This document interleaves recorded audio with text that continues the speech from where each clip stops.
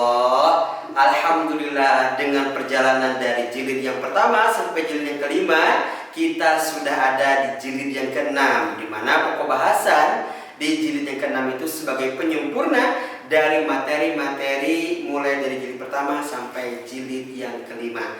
Dan materi yang keenam ini tentunya adalah bahasan, ya, pokok-pokok bahasan sebagai penyempurna bacaan Al-Quran kita, di mana kita akan mempelajari 4 pokok bahasan, ialah bacaan nun sukun bertemu dengan waw tasydid dan ya tasydid. Kemudian ada juga nun sukun bertemu dengan huruf ba, dan juga ada nun sukun bertemu dengan huruf-huruf yang disebut dengan huruf ikhfa. Dan yang keempat, kita akan mempelajari tanda-tanda wakaf.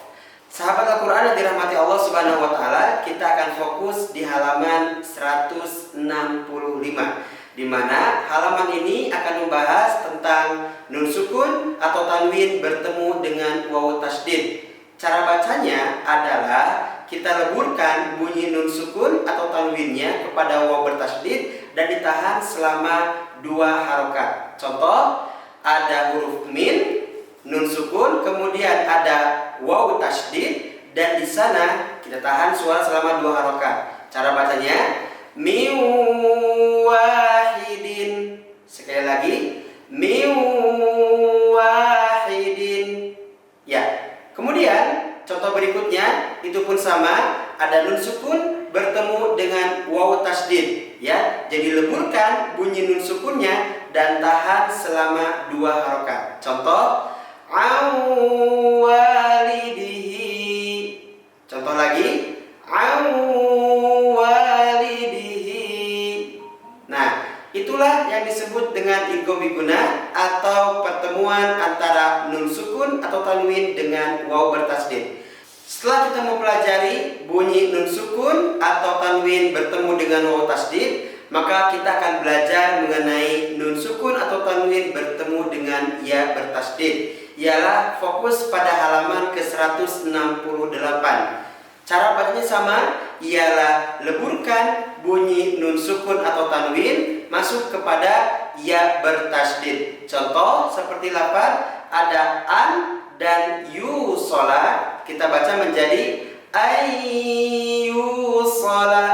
Contoh lagi, ayyusola.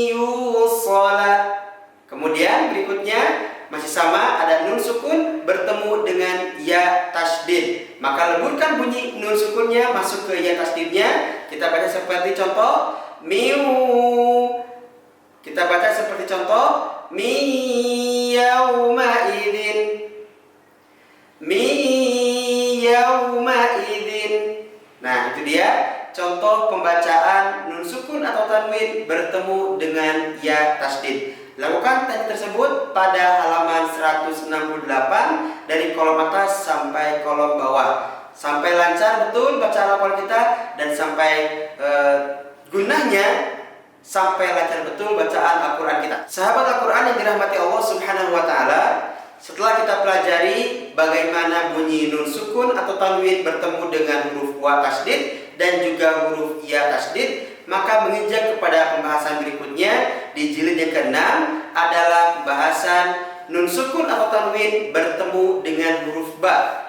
Maka cara bacanya adalah mengganti bunyi n kepada bunyi m. Contoh, ada bunyi min dan juga ada huruf ada kata ba'di. Maka kita cara membaca seperti berikut.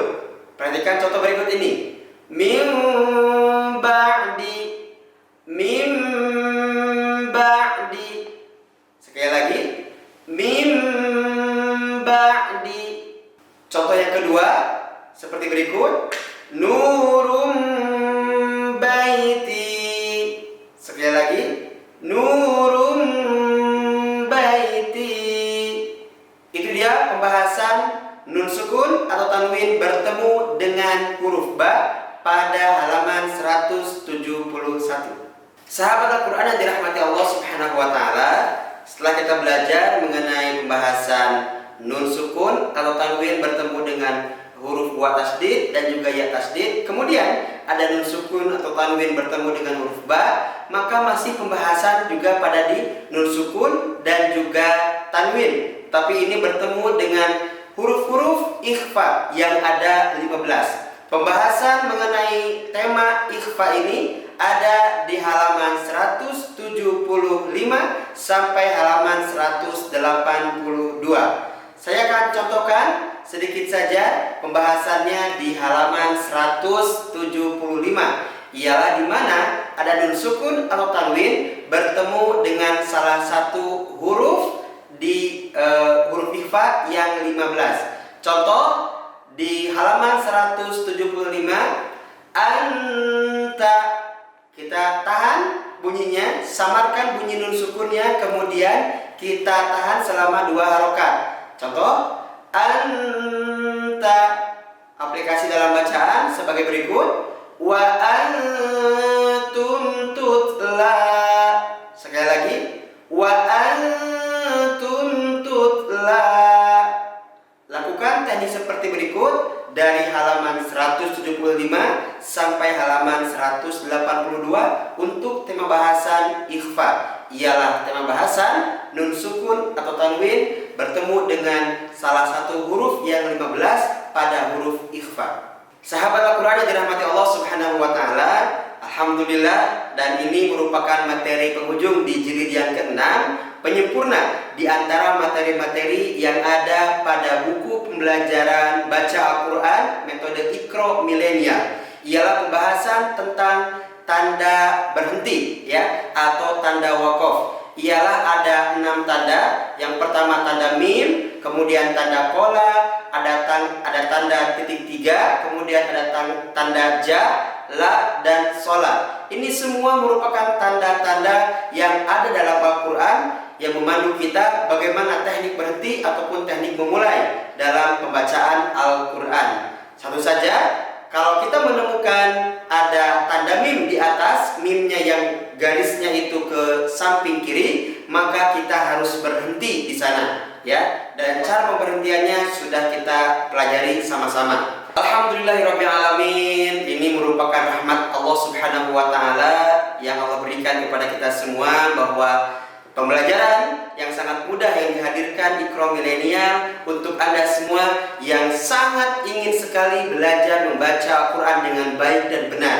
Maka harapannya adalah semoga dengan adanya Iqra Milenial ini menghantarkan orang untuk mencintai Al-Quran, sehingga bisa ke depannya itu kita langsung baca Al-Qurannya, lanjut kemudian kita bagaimana cara menghafalkan Al-Quran dan juga memahami Al-Quran.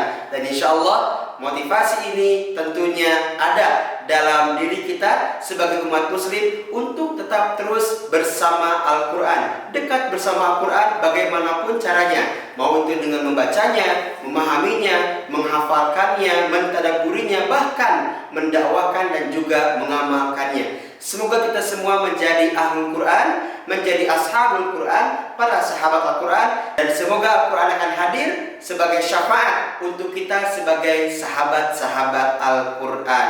Amin ya Allah ya Rabbal Alamin. Demikian pembahasan tutorial pembelajaran Iqra Milenial mulai dari jilid yang pertama sampai jilid yang ke-6.